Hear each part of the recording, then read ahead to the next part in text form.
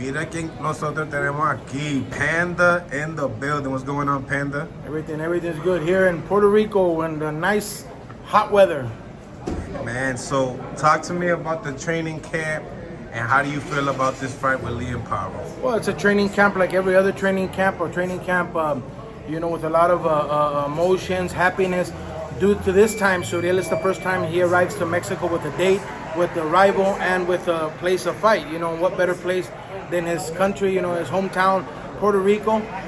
So we're excited to be here. We're excited to be able to showcase Subriel's skills in where, he started off. So, to us, it was an excellent camp. So I talked to Liam Paro. We talked about the climate change. He took his camp to Florida. As far as the climate change from Mexico to Puerto Rico, can you kind of tell us a little bit about that?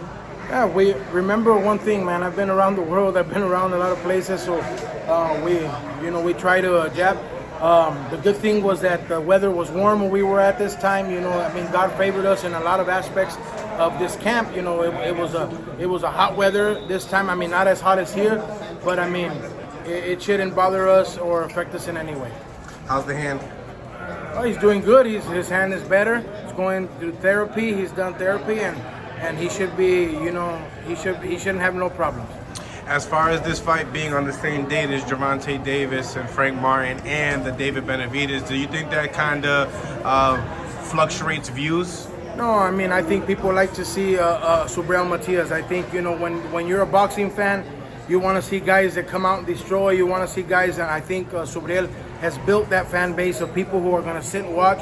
And what better, to be here in this country, to be here in home in Puerto Rico. And I think, it's not going to be any problem having, tank fight and those. But real boxing fans, and those are going to sit down and watch Subriel Matias. A lot of people don't know who Liam Paro is, but he has skills. As far as a coach's standpoint, when it comes to IQ, what a win over Liam Paro, what does it do for you personally as a coach?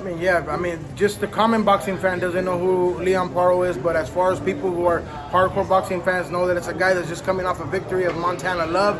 We know that he beat Jarvis. We know that he beat all these other the undefeated fighters. He's a hungry fighter. He's just another Subriel, southpaw.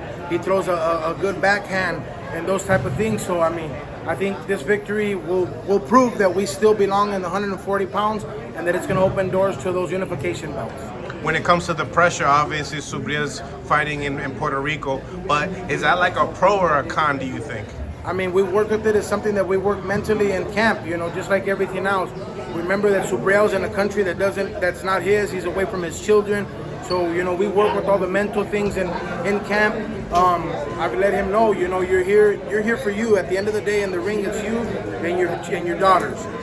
So we got to be a smart fighter. We can't allow the pressure of the fans. We can't allow the screaming of the fans to make his head go wild. I think that he's coming here mentally strong, and I don't think that it's going to be a problem June 15th. Eddie working with Liam Paro for a few years now. Do you feel like, can he win a decision? Can Subriel Matias win a decision in Puerto Rico? I don't. First and foremost, I don't think it's going to go to the decision. Subriel doesn't know how to go to the decision. He's a fighter that is looking to damage. He's a fighter that's looking to knock someone out.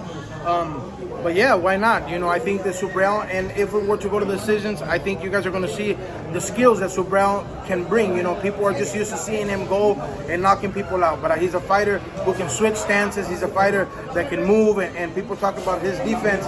But he's a fighter that takes a lot of punches on his arms, his hands, and he just has his own defense. But there shouldn't be a problem. There shouldn't be a problem here with the victory. Coach, you said switching stance. Have we seen that live? You've seen that in the last fight with Edgar Chef in one round. He did a little bit of it. Speak upon that, like him going southpaw. Is he just as effective? Just as effective. He's not even effective as a right hand. He's a guy that just throws punches out of all angles. So it's the same thing. You're just going to get hit with a hard jab.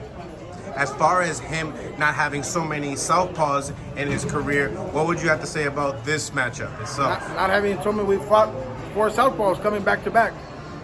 Straight, but the whole career? Jukin Bayev, Edgar Chef, This guy, we've had about 3 southpaws. And Malik Hopkins? Malik Hopkins was a southpaw. He wasn't with me at the time, but since he's been with me, he's fought all southpaws except one. So speak about that then. I mean, as far as the effectiveness of, knowing that you could throw that right hand first. Subriel is a fighter who he always tells me, southpaws are beneficial for me. I like southpaws. I know how to beat them, and he's proven it in all the fights that he's had against them. Is there a certain type of energy coming into this fight versus the others? Just more excitement for him. I see him a little more excited. For me, it's just it's another rodeo, just a different place. But I mean, we're excited. We're excited to eat here. We're excited to be here. Coach is excited to be here. The Cuban, it's almost the same. My father's here with him. So ¿Cómo está, papá? We're excited, but yeah, I mean, it's the same atmosphere. Just he's excited. He's excited to be around his people. Predictions on the fight? 8-round knockdown. Ooh, 8 rounds. 8.